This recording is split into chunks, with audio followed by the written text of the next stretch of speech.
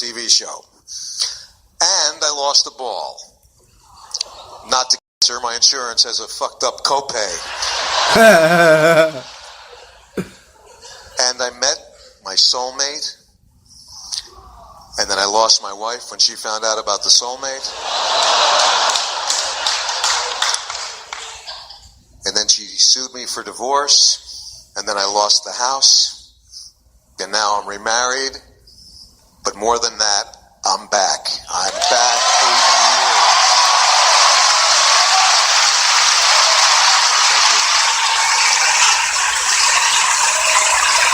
Now that's a blessing.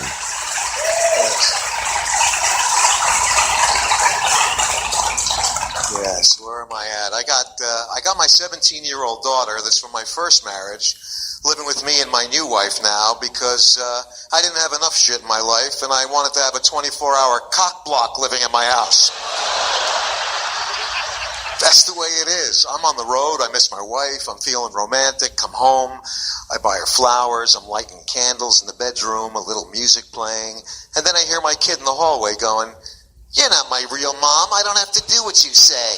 And I'm in the bedroom like...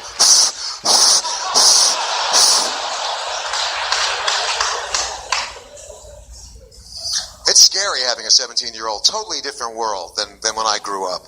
I mean, she went to a party, came home. I said, "How was it?" She said, "Dad, there were girls there that were playing this game where they wear different color lipsticks and they go down on a guy, and whoever gets the lowest color is the winner. Like there's a loser in this game." And I tell one of my friends, and he goes, "You let your daughter go to parties like that?" I said, "I didn't know it was that kind of party." And he said, "Well, aren't you afraid she's doing that too?" And I said, "Nah, she would never do that." He said, "How do you know?" "Well, I know her mom." That If was she's anything like her mother, she wouldn't be able to find that party with MapQuest. Her mom was from Omaha, Nebraska, a real Midwest girl, and the kind of girl that wanted to wait until the honeymoon night before she told me she was never going to blow me, which is a nice time to find out that she didn't, not even on the honeymoon. And I'm not going to ask for it. It's not good when you ask, and you can't make her do it because then you got to get a lawyer. So I figured, here's what I'll do. I'll just do her first and get her all revved up and everything, and then maybe she'll reciprocate. Wrong. And that's one of the disadvantages of having a positive attitude.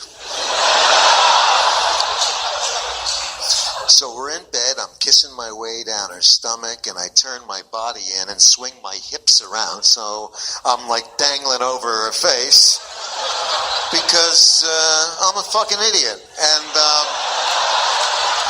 I'm thinking that she thinks the way I do, and she's like, "Hey, there's a dick, maybe I'll suck it."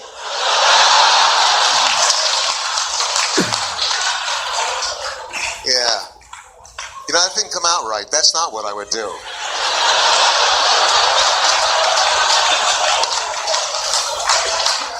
Yeah, that'd be a great thing to do in front of your wife, I'm sure. "Hey, honey, watch this." You don't see me gagging. I'm gonna break through your nose. I'm choking on her. Yeah, like she's gonna stay to listen to that whole thing. Not. Yeah. My daughter, "I'm going to go to the movies with my friends." I said, "Yeah, who, the girls from the blowjob contest?"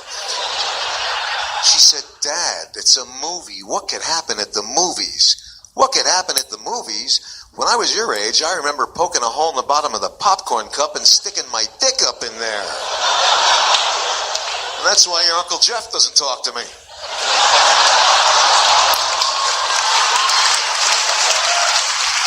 And my daughter, she comes home from school. She's telling me shit that I didn't know when I was 17. I don't know what she's talking about now.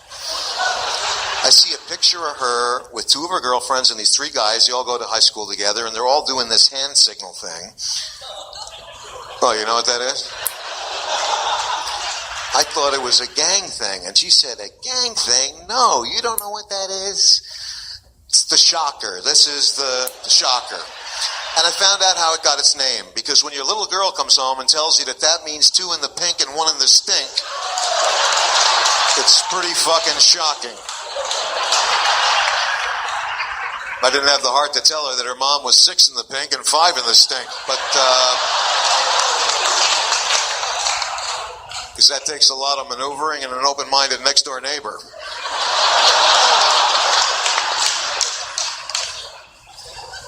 2 in the stink and 1 in the pink. Fuck, I'm 58. At my age, you don't know which the pink and which the stink is going to be until you get down there.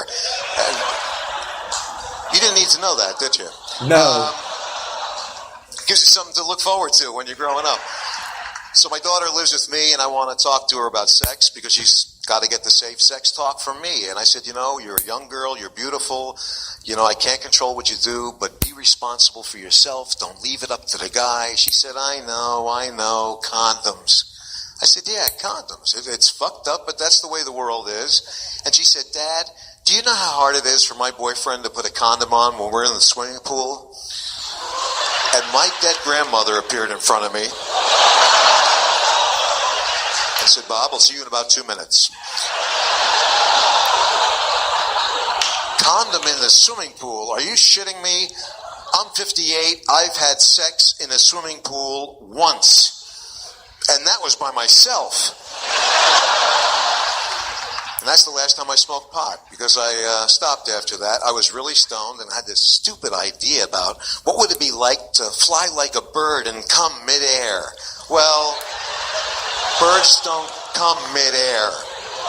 That's shit that's falling on you. And so I'm on a diving board. My bathing suit's around my ankles. I got my dick in one hand, the joint in the other, and I'm bouncing up and down. And just at that moment, I'm going to... And, see, that's the problem with being stoned, because, if I wasn't, I probably wouldn't have tried that, like at a public pool. Because everybody there wasn't into that fantasy. It's scary. I put my other daughter in a parochial school, and that was a big adjustment for her, because we're Jewish.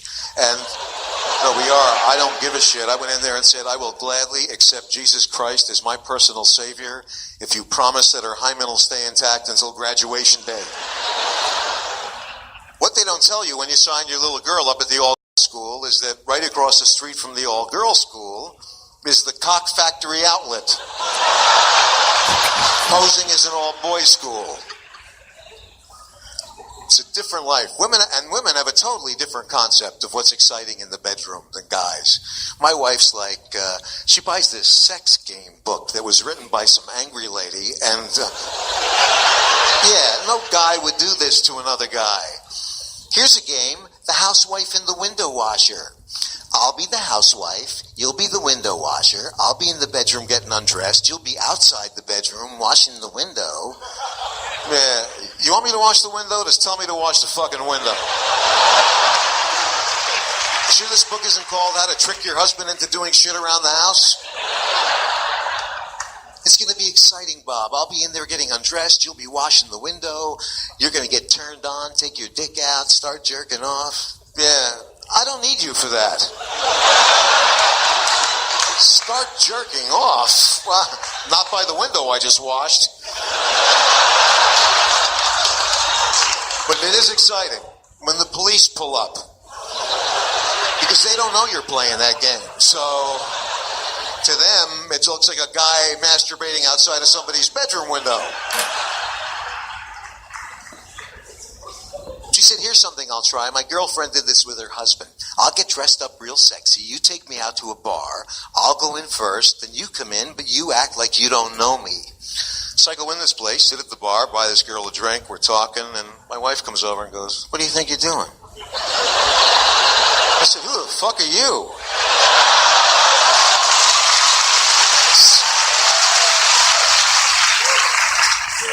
I found out who she was. I had to start referring to her as the plaintiff. I have a 9-year-old son, Jacob. He lives with my ex, and got me in big trouble with her. Trouble with her, trouble at school, trouble at my house. Trouble at school because I tell my son dirty jokes because I'm an irresponsible father. And, I think that kind of shit's funny, and I'm not going to be around forever, and I figured it'll be something he'll always remember. And he's in school one day, and his teacher goes, "Hey, Jacob, your dad's a comedian. Why don't you tell the class a joke?" So he gets up and tells a joke with a punchline like, "A rat with a dick like that." And it's I get called by the school. I got to go down to the principal's office and meet my ex-wife in there. And then, it's Jacob's got to repeat the joke in front of the three of us. And believe it or not, I was the only one laughing. Then he's visiting me, and my wife comes over and says, "You got to go talk to your kid. He's playing with himself in front of other children." And I'm like, "What?" She said, "Bob, he's got his dick out. Do something." Do something? Like what? Come on, kids, stay in line. Everyone's going to get a turn. So she said, "Be careful how you talk to him about it. You don't want to fuck him up in the head." Yeah, like you're not fucked up in the head already, jerking off in front of the neighbors. But he's not jerking off. He doesn't know what that is. But he is playing with his dick. But not with his hand. He's got this toy robot claw thing. You know that thing you squeeze with the hand on the end that goes... And his dick's in there. And he's like...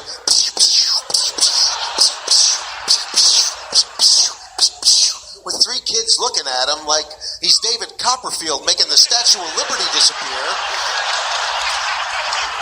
And I'm thinking, geez, how did he find that? That was under my mattress. Got me in trouble with my ex because he was on the road with me and I let him watch From Dusk Till Dawn one night because Jacob likes vampire movies and I like Salma Hayek, and I figured, hey, this is a win-win situation. I mean, it's rated R and his mom's never going to let him watch it, so here's my chance to show him that I love him more than she does. But my son got enamored by Cheech in this movie and practically memorized that whole little rant from outside of the Twisted Titty Bar. And I'm driving him back to his mom's house, and he's in the back seat going, "We got red pussy, we got white pussy, we got loose pussy, we got tight pussy." He doesn't even know what pussy is. He just thinks it's funny, and so do I. I'm laughing my ass off. Are you kidding? You hear a 9-year-old say, "We got loose pussy," and your knees buckle. And he's not stopping, and he's going, "We got donkey pussy. We got stinky pussy." Yeah, stinky pussy. I think that's when I lost control of the car. And I'm on the side of the road, and I said, "Jacob, I'm begging you. Ixnay on the stinky hussy pay when you get home. Because if you say that in front of your mom, I'm going to get a letter that's going to be real expensive to read." I drop him off. 15 minutes later, here comes the phone call. "Stinky pussy?" Yeah, sorry, she doesn't live here anymore.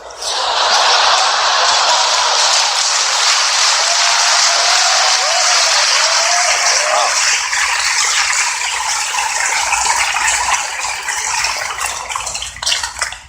Wish I could have had that kind of response in the courtroom. So my wife wanted to surprise me for our wedding anniversary. We went to Maui in June and for 3 days, which is a nice surprise because it takes about a day and a half to get there. And this is no bullshit. Just when the landing gear's coming down, she says, "Oh no, I think I'm getting my period." And I'm like, "You've got to be shitting me. Don't you get it every time the same month? Why would you plan a romantic getaway on the week you're having your period to a place that's known for shark attacks?" She's like, "Let's go for a swim." I'm not going to go in there with you. Why don't I just hang out by a boat that's chumming the water? It's the same fucking thing. Get in the water with her. Like the sharks aren't in there going, "Tell me I'm not fucking dreaming." She wants to try scuba diving. I don't want to do scuba diving. I never wanted to. I figure if you got to wear an oxygen tank on your back and a mask and a regulator and flippers and all that other shit, you're not supposed to go down there. Then she shows me a brochure for a 3-man sub. And I said, "You're out of your fucking mind. This thing is like